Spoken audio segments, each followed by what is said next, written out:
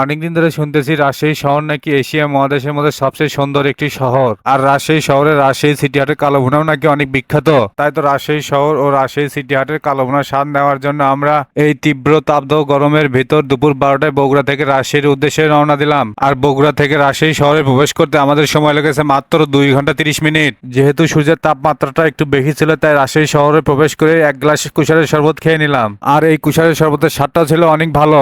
আর এই শরবতের দাম ছিল 20 টাকা গ্লাস। তারপর শরবত খাওয়া শেষ করে আমরা রাজশাহী মেন শহরের দিকে রওনা দিলাম। আর রাজশাহী শহরে প্রবেশ করে আমরা প্রথমে রাজশাহী কলেজে যাই। আর রাজশাহী শহরের পাশাপাশি রাজশাহী কলেজের অনেক সুনাম ও খ্যাতি আছে।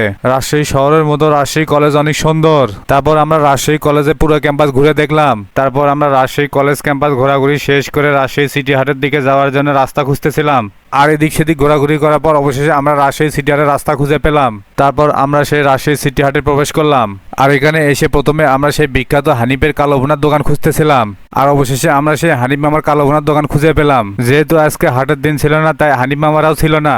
আর আপনারা যদি হানিফ মামার কালো ভুনা খেতে চান তাহলে অবশ্যই রবিবার ও বুধবারে আসতে হবে, কারণ এই 2 দিন হলো রাজশাহী সিটি হাটের হাটবার। আর আপনারা যদি এমনি দিনে আসেন এবং রাজশাহী সিটি হাটের কালো ভুনার স্বাদ নিতে চান তাহলে অবশ্যই রাজশাহী সিটি হাটের সামনের দিকে কিছু দোকান থাকে, সেগুলো থেকে রাজশাহী সিটি হাটের বিখ্যাত সেই কালো ভুনার স্বাদ নিতে পারেন, যেমনটি আমরা নিয়েছিলাম। তারপর আমরা সেখান থেকে রাজশাহী পদ্মাপাড়ের দিকে চলে আসলাম। আর এখানে এসে দেখি এত মানুষের ভিড়, চারিদিকে শুধু মানুষ আর মানুষ। তারপর আমরা রাজশাহী পদ্মা নদীর মাঝে চলে আসলাম। আর এখানে এসে দেখি কক্সবাজার সমুদ্র সৈকতের মতো বালুচর পড়ে আছে, যা দেখতে একদম কক্সবাজার সমুদ্র সৈকতের মতো লাগতেছে। তাই তো সবাই রাজশাহী পদ্মা নদীর চরে কক্সবাজার সমুদ্র সৈকতে ফিল নিচ্ছিল।